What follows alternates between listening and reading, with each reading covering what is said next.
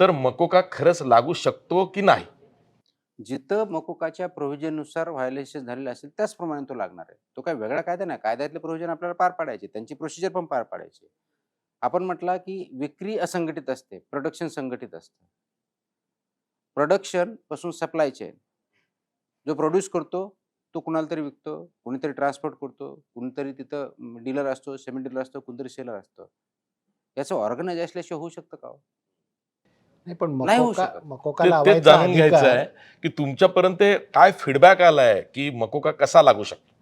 नाही, याच्यामध्ये organise crime मकोकामधले जे प्रोव्हिजन्स आहेत, सेक्शन 23 मध्ये त्याची प्रोसेस पण दिलेली आहे. तो फक्त पोलीस स्टेशनला लावावं लागत नाही.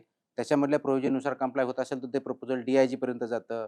डी-आय-जी त्याच्यावर अप्रूव्ह करतात. चार्जशीट करताना ए लेव्हलला ती फाईल जाते. ते तिथून अप्रूव्ह करतात. त्याचे स्ट्रिंजंट नाही, प्रोव्हिजन्स ते आहेत. म्हणूनच म्हटलं, की मकोका लावायचा अधिकार एफ-डी-ए कमिशनरचा आहे, की पोलीस यंत्रणेचा आहे, ते नाही, अंतिम निर्णय घेण्याचा? नाही कारण ज्याच्यामध्ये घोषणा तुम्ही केली आहे. हो. तर याच्यामध्ये आमच्या अधिकाऱ्यांना सांगितलं आणि पोलिसांना आपण सांगितलेलं आहे, की ज्या-ज्या ठिकाणी हे म्हणजे याच्या पॅरामीटर जे आहेत मकोकाचे, त्या-त्या ठिकाणी जे लागू होतात, त्या केसमध्ये मकोका आपल्याला लावायचा आहे. त्याचं कारण असं आहे, की 2012 मध्ये आपण प्रोहिबिशन घातलेलं.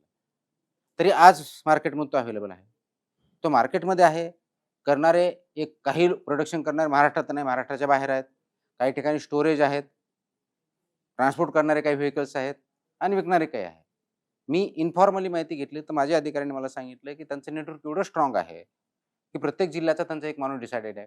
प्रत्येक तालुक्याचा एक माणूस डिसायडेड आहे. त्याच्यानंतर तिथून डिस्ट्रिब्यूट होतं. ते ऑर्गनाइज नाही तर काय आहे?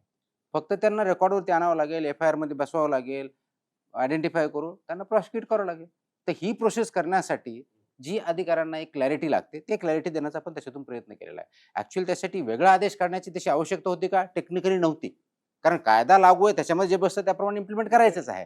परंतु हे करण्याचा उद्देशच एवढा आहे, की आपल्या अधिकाऱ्यांना क्लॅरिटी नव्हती. ते क्लॅरिटी आणणं, लोकांनाही त्यांनाही माहीत होणं, म्हणजे जे हा क्राईम करतायत त्यांनाही माहीत होणं, की नाही हा लागू शकतो. नाही, पण आता ही क्लॅरिटी दिल्यानंतर किती मकोका लावण्याच्या केसेस प्रोफाइलिंग किती बऱ्यापैकी लावल्या? झालेलं आहे. प्रोफाइलिंग बऱ्यापैकी काही केसेस पोलिस स्टेशनला पण पाठवलेल्या पण आहेत. आजच्या डेटला माझ्याकडे तो आकडा नाहीये, पण ते चालू आहे काम.